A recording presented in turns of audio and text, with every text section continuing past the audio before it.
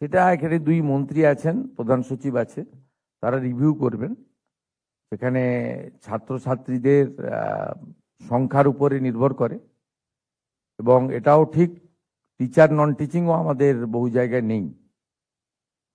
সামগ্রিকভাবে একটা বড় রিভিউ দপ্তর করছে, স্কুল শিক্ষা দপ্তর একটা বড় রিভিউ করছে।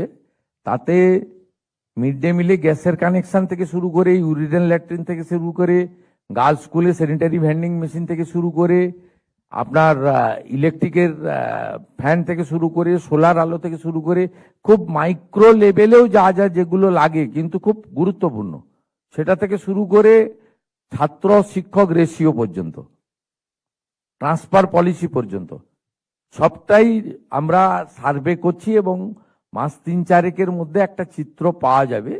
এবং তার সঙ্গে স্কুল সার্ভিস কমিশনের নিয়োগের প্রক্রিয়াটাও ধীরে ধীরে ধীরে ধীরে আমরা শুরু করব।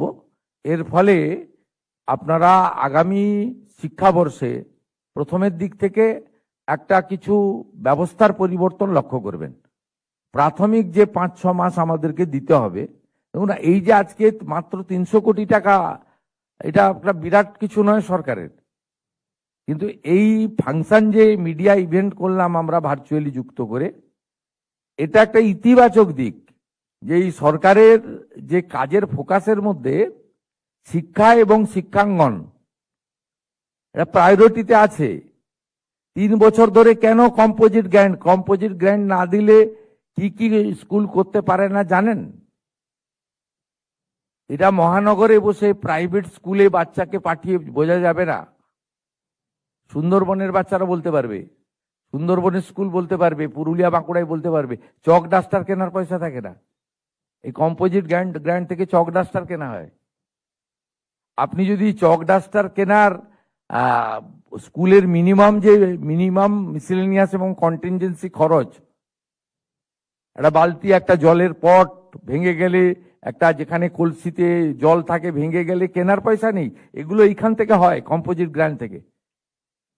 আপনি ভাবতে পারছেন একটা বিগত দিনের সরকার চক ডাস্টার কেনার টাকা বন্ধ করেছিল। ওনাদের এত ক্ষমতা যদি ছিল, দিয়ে নিজেরাই দিয়ে দিতে পারতেন তো 60% কেন্দ্রের না নিয়ে, তাহলে তো আমি আজকে এই ইভেন্ট করতাম না, এটা তো আরটিজিএস অটোমেটিক কোর্সে চলে যেত। আগের সরকার করেনি বলে আজকে অ্যাপ্রক্স 300 কোটি টাকা কিন্তু 80,000 স্কুলকে আমরা দিয়ে বললাম যে কম্পোজিট গ্র্যান্টের যে আপনাদের লেজিটিমেট রিকোয়ারমেন্ট ছিল, যেটা ইগনোর করেছে আগের সরকার, প্রেজেন্ট সরকার এটাকে প্রায়োরিটি দিয়েছে। এরপর থেকে অটোমেটিক কোর্সে আপনারা পেতে থাকবেন।